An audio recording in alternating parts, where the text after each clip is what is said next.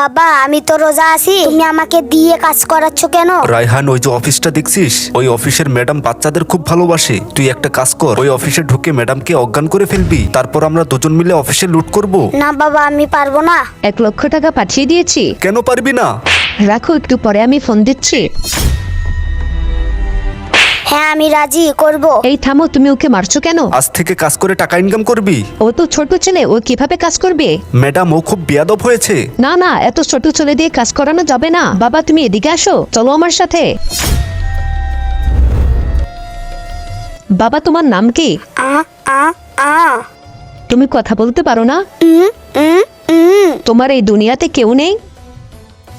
বাবা তুমি আমার এখানে থাকবে, আজ থেকে তুমি আমার ছেলে। এটা খেয়ে নাও, খুব মজা লাগবে। হ্যালো ডাক্তার, একটা ছেলে আছে, কোনো কথা বলতে পারে না, এখন কি করা যায়? রায়হান, কি হয়েছে? আসো বাবা, আমি ওনাকে অজ্ঞান করে দিয়েছি। বাহ, খুব ভালো। পুলিশকে ডাকো। আমি কথা বলতে পারি, আমি রোজা আছি। আমার বাবা বলেছে আপনাকে অজ্ঞান করে সবকিছু লুট করতে, তাহলে ঈদে আমাকে মার্কেট করে দিবে। আমার বাবা আমাকে চুরি করা শিখিয়েছে।